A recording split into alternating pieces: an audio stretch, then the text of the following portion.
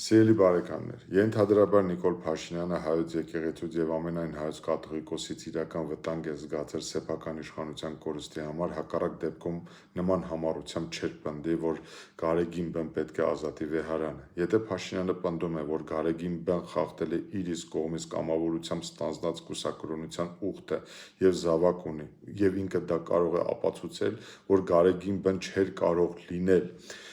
եպիսկոպոս, արքեպիսկոպոս եւ ընտրվել որպես կաթողիկոս, սա նշանակում է, որ ամենայն հայոց կաթողիկոսը մինչև եպիսկոպոս դառնալն է ունեցել երեխա, որի մասին Նիկոլ Փաշինյանը չէր կարող չիմանալ 2018 թվականի մայիսի 8-ին կամ դրանից անմիջապես հետո, երբ ստանձնում էր Հայաստանի Հանրապետության վարչապետի պաշտոնը։ Հետևաբար հարց է առաջանում, ինչու է միայն այժմ Փաշինյանին մտահոգում ու անհանգստացնում Գարեգին Բ-ի զավակ ունենալու հանգամանքը։ Նիկոլ Փաշինյանը նոր է իրեն համարում հայ առաքելական եկեղեցու հետևորդ։ Միայն հիմա է խանդավառատանքով վերաբերվում մեր հոգևոր ժառանգության ամեն մի արժեքին, ամեն մասունքին, ամեն մի պատկերին ու ամեն մի քարին, եթե ոչ, ապա ուրեմն ինչու էր մինչև հիմա լռում։ Պատասխանը ինձ համար շատ պարզ է, սիրելի բարեկամներ, իշխանության կորստի իրական վտանգ է։ Ինչ է ստացվում։ Քանի դեռ եկեղեցին վտանգ չի սպառնում իշխանությանը, կարելի էր աչք փակել ու տարիներ շարունակ չնկատել կուսակրոնության կանոնի խախտումը կամ այս կամ այն եկեղեցականի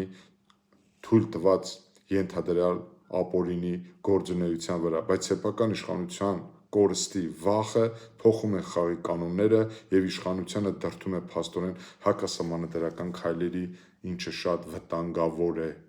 զգուշացնում եմ, շատ վտանգավոր է։ Չեմ բացառում, այո, որ հայոց եկեղեցու ներուժի օգտագործմամբ Հայաստանում իշխանության փոփոխության պլան է մոդելավորվել կամ մոդելավորվում եւ Փաշինյանը փորձում է այն իբրև թե կանխել։ Եթե դա այդպես է, ապա Նիկոլ Փաշինյանը պարտավոր է մինչև վերջ ազնիվ գտնվել ժողովրդի հետ եւ բացել փակագծերը ու ժողովրդին բացատրել, թե այդ ինչպես է ղեկավարել ու ղեկավարում մեր երկիրը, որ անգամ եկեղեցին է իր դեմ։ Բացի այդ, այս քայլով Փաշինյանը նաեւ մի քանի այլ խնդիրներ է փորձում լուծել, որոնք վերաբերում են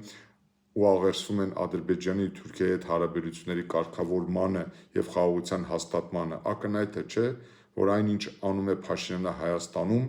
դրանք տեսնում ու նկատում են Թուրքիայում եւ Ադրբեջանում։ Այլ հարց է, որ թե Փաշինյանի ձեռնարկած քայլերը որպես ուղերձներ ինչպես կգնահատվեն այդ երկրներում համարժեքության տեսանկյունից։ Սիրելի բարեկամներ, մի բան ակնհայտ է, մտնում ենք Հայաստանում նոր իշխանության ձևավորման ցիկլի մեջ ու շատ կարևոր է առաջ